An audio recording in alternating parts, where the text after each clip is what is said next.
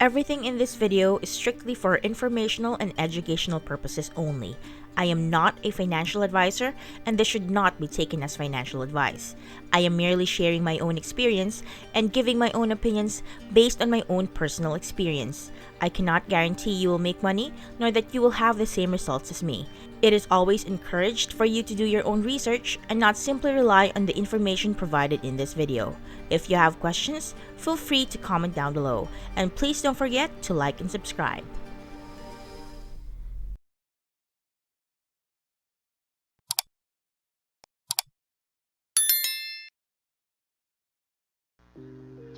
Hello mga katropa! Yan guys. So, fresh update from PVU guys. If hindi pa kayo aware dun sa mga bagong announcement na binigay just yesterday regarding PvP and Farm 3.0 and paghihiwalayan na to as two separate games, I will be uploading my video regarding that after this video kasi medyo urgent lang tong announcement na to, so I decided to just make a quick video about it. So it's just today guys, just this midnight, 12:39 AM, naglabas ng announcement ang PVU team. Sabi, dear PVUers, after some internal discussion, our team has decided to increase the rate of LE to PVU from 150 to 1 to 500 to 1. Guys, 500 LE na ang kapalit ng isang PVU. And that's going to be effective 12 midnight UTC September 23rd. That means guys, mamayang 8 AM sa atin dito sa Pilipinas. Magti-take effect na yan. Tumataginting na 500 LE na guys ang isang PVU. Sobrang taas na. And bukod pa to guys sa mangyayari na in-announce previously na every week guys until ilabas ang Farm 3.0 ay aakyat pa rin ang exchange rate ng 10% weekly. Okay? So, tuloy lang muna natin to bago natin i-discuss yung part na yun. So, we apologize for such short notice and we should have had more foresight about this situation. However, this change is urgent and necessary to protect the integrity of our game, more in line with the design philosophy of Farm 3.0 as well as PvP and PvE modes. That being said, all other rates remain unchanged. Ang isang PVU guys is 105 LE pa rin if you want to cash in or if you want to buy into the game. And having 100 saplings will still give you a 1 seed exchange rate.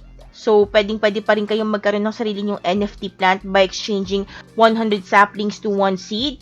And then there will be a 10% weekly increase of LE to PVU. So, ganun pa rin guys dun sa previous announcement. Again, I'll be uploading that video after this one.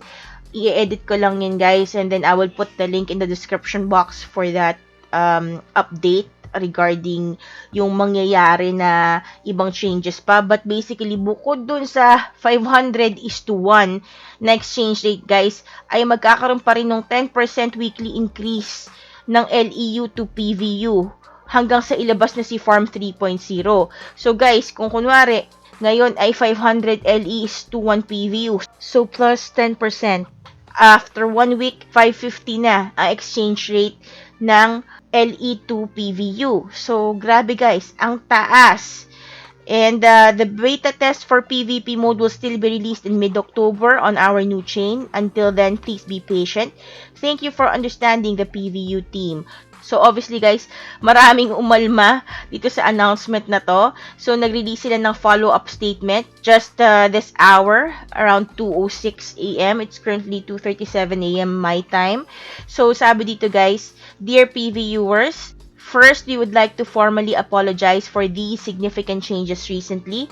You probably have figured it out by now, but we would like to at least give you a proper explanation. Due to the sheer number of new players coming into our game in the past 2 weeks, peaking at 2 million players total, the current economic system of our farm mode is unsustainable. So, ito na to guys, 2 million players na daw pala. So, this is like more or less almost the same number of users as Axie, or maybe even more. And because of that sudden growth, guys, it's making the economy unsustainable or even unstable. And I think, guys, this is not just a matter of having a lot of players or an increase of players.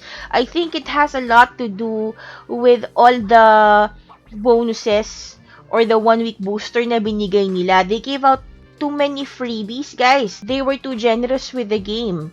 I think that's what's happening. But let's continue first with this one. With the recent decision to separate farm mode from PvP mode, we had to quickly assemble a new economic model for the game, but the surge in the player base has allowed us very little time. This is obviously not to excuse our incompetence, and we should have foreseen this situation. As of right now, our hands are tied, but know that our devs are working days and nights to fix this mistake in Farm 3.0 and PvP mode. We know this is asking a lot from you, but we hope you can be patient and give us a bit more time so that we can make this right for everyone. Sincerely, PVU team. Ayan. So guys, I think this move is actually very necessary because right now, guys, if we look at the price of PVU, if we look at the current price of PVU, guys, grabe ang drop niya. 144 pesos and 0.07 na lang. And that's the lowest in such a long time. I recorded my previous video a little bit earlier. Nasa 227 pa yung lowest point nitong token. But right now, we're looking at 135 pesos na all-time low niya, guys. And this is even lower than the entry point or yung starting point ni PVU, which is nasa 250 pesos. So, talagang ang laki ng dip. But I think, guys, itong price na to, ang contributing factor niyan ngayon is maraming nagwi-withdraw ng mga LE nila kasi nga, by next week is 500 to 1 na siya. So, I think contributing factor kung bakit din sobrang dip siya is because maraming nagpa-panic sell because of the recent announcements and the recent change ng 500 to 1 na LE to PVU. So, I think people might think na, oy, baka hindi na ako maka-withdraw or matagal na ako bago maka-withdraw and matagal na sila bago maka-ROI. And additionally, because of the recent changes, possible na wala ring mga gustong pumasok muna dahil nga sa taas ng exchange rate. But again, guys, like I said, actually, it's very necessary for them to do that. Kasi kung hindi nila i-change exchange rate ng ganong kataas, ang mangyayari, guys, lalo na yung mga nakabili ng NFT plant through their 1 week booster, lahat yun ang gagawin lang, mag-withdraw na mag-withdraw na mag-withdraw. And it's just going to drain the reward pool eventually until such time na talagang lalo na magdidip ito. I think it's not a matter of less people coming in. Kasi, yun na nga eh. Ang sinasabi nila dito is, malaki nga yung growth ng users. Nag-peak ng 2 million players total. So, sa laki ng growth ng user base na yan, I don't think that's what's really what hurt the economy. I think what hurt the economy more is yung mga pinamigay nila during the 1 week booster, guys. I mean, 2 million players peaked in the past 2 weeks. That means, guys, pasok pa yung 1 week booster sa 2 weeks na to sa 2 million users. So, that means, guys, 2 million users yung binigyan nila ng rewards. And hindi basta-basta yung binigay nila ng rewards, guys. Napakalaki. I actually did a table, guys, na hindi ko na lang na-upload regarding tong bonus, total bonus na naibigay talaga ni PVU sa mga users. So, this is just for one user, guys, ha, in that 1 week booster na yon. Ang total na pinamigay nila sa 1 week booster na yun, guys, ay nag-total sa 10,500 in LE rewards. And at that time, guys, 100 LE is equal to 1 PVU conversion pa. So, lumalabas na nagpamigay sila ng 105 PVU na free. And at that time, guys, ang exchange rate is naglalaro pa sa 500 to 600 pesos. So, let's just say, guys, na 105 PVU yung pinamigay nila na multiply natin by 600 pesos. That means, guys, nagpamigay sila kada tao ng 63,000 pesos. And ang sinasabi nila, guys, nag-peak yan sa 2 million users. So, magkano lumalabas yung pinamigay nilang pera during that 1 week booster? So, lumalabas, guys, na nagpamigay sila ng 126 trillion pesos, guys, in just that 1 week booster alone. Kaya guys, you can see by this numbers right here pa lang, talagang magkakaroon ng economic problems yan, regardless of whether or not, kahit maraming pumapasok guys, ang dami rin nilang pinalabas. And I think they somewhat made the same mistake that Crypto Blades did nung nagpamigay sila ng masyadong maraming bonus tokens. And this is what's happening right now. And with the current system guys of Farm 2.5 na wala pa talagang ibang sinks, this is really going to crash the economy. And so I really think tama yung move for them to increase the LE to PVU conversion. And at the same time, tama din that they separate the PvP from farming mode to give the PvP mode a fighting chance. Kasi parang sa tingin ko guys right now medyo magsa-struggle si farming mode. And if that happens, at least si PvP, kaya pa rin niyang mag-stand on its own and mabuhay sakaling mag-separate sila. At the same time, kung merong separate team na talagang magko-concentrate sa farming mode, baka pwede nilang magawan ng paraan, add additional sinks, add additional gameplay, like adding tools, adding animals sa farming mode para makapag-add ng growth and sustainability to the game. But right now, guys, it's really not looking good for PVU for the next few days or even weeks. Hopefully, mag-bounce back ito once na hiwalay na yung PvP from farming, and hopefully, we see more progress. For now, all we can do is just, stand by for further announcements. And watch out for ano pa talaga yung in store for us ng PVU. Ayan. I think them doing this also kinda either forces or encourages the players to reinvest in the game. Kasi ang nangyayari nga is puro withdrawals instead of pinapaikot nila. And I think what they thought would happen once may NFT plants na yung mga tao is that they would continue to want to grow their inventory. Kaya lang ang nangyari, instead of that happening is nag-withdraw yung mga tao, causing the token to lose its value. So I think napakalaking pagkakamali yung 1 week booster. I mean, I know nakinabang tayo lahat doon, but for the long-term sustainability of the economy, hindi talaga siya good. Masyado silang nagiging generous, guys. And I actually read a comment before from one of the users na iniisip niya na yun yung isa sa mga pinaka-problema talaga ng mga play-to-earn games. That some of them are really too generous to the point na it's either madaling madrain yung reward pool or nagiging unstable yung economy dahil sa mga pinamimigay nila na over the top na. I mean, I get that they have to be generous with their users para mas ma-incentivize sila to play the game. But the truth of the matter is, it will make the economy unsustainable and it's going to make the market crash sooner rather than later. What's currently happening with PVU, guys, is really making me think na wala pang play-to-earn game na proven and tested yung long-term sustainability. The only one that's been really doing well all these years is Axie Infinity. And even Axie Infinity is struggling right now.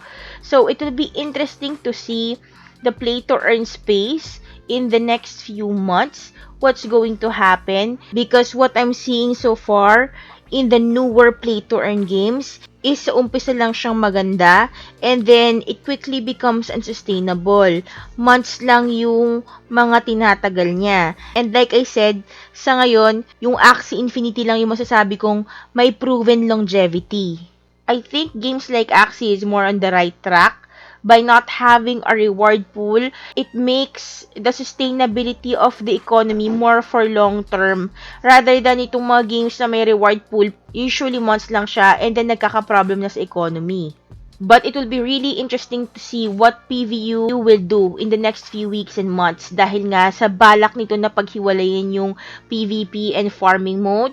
That will be interesting to see what they do to make the economy flourish again. And if magawa to ni PVU, and I think the developers of PVU are actually very smart, we'll see kung kaya pa nilang mabuhay ulit yung economy. And if they do, whatever they do in the future, yun yung magandang ma-replicate ng ibang play-to-earn games. Para mas maging stable din yung economic future ng mga P2E games. Ayan. So guys, kung meron din kayong sarili nyong opinion regarding what's happening right now with PVU, I encourage healthy discussions. Pwede kayong mag-sound off sa comment section below. Basta please guys, always be respectful. I will not tolerate those who are out of line. Okay? We can be civilized people who can have exchanges of thoughts and ideas for the betterment of our knowledge and education. So, ayun, kung meron kayong naiisip na gusto nyong i-share or you think meron akong points na para sa inyo ay hindi tama or valid, you can also do that, guys. As long as hindi kayo nakaka-offend ng tao, criticism is very much accepted. Just make sure to structure your words, guys, na hindi naman tayo nakakasakit ng ibang tao. 'Di ba? So, yun lang naman ang request ko sa inyo, guys, when giving your opinions. 'Di ba? I want to be able to help in educating the community, in expanding our knowledge, not just kayo, but also me. If there's something that you can impart with me, I would gladly accept that. Para sabay-sabay tayong matuto dito. 'Di ba? You can never be too old to learn something, never too intelligent to know everything. So, everyday guys, may bagong lumalabas. Kaya everyday, we have to be able to adjust, we have to be able to be willing to learn. So, sabi ko nga, so long as respectful lang tayo dito, healthy discussions are very much encouraged. Let's learn from each other, guys. Yan ang gusto kong i-promote dito sa channel ko, that we can learn something from each other. And we have a bigger responsibility to educate ourselves rather than put down others. Ayun. So, that's it for today, guys. Today's quote for the day is about growth. For a seed to achieve its greatest expression, it must come completely undone. The shell cracks, its insides come out, and everything changes. To someone who doesn't understand growth, it would look like complete destruction. So that's it for today's video, guys. Please make sure to like this video, click that subscribe button, and hit that notification bell para updated kayo sa mga bago naming uploads. And if you have any suggestions or you have an NFT game in mind that you want me to review, feel free to drop them down in the comment section below. So before we end this video, guys, I'd just like to remind you that this is merely a video review based on my own personal experience and that I'm not telling or compelling anyone to invest or to follow in my footsteps. This video aims to inform and educate, as well as encourage you all to always do your own due diligence when it comes to money investments. Remember, guys, that NFT and blockchain is the future. We cannot escape it, so we might as well embrace it with an open mind while still remaining vigilant.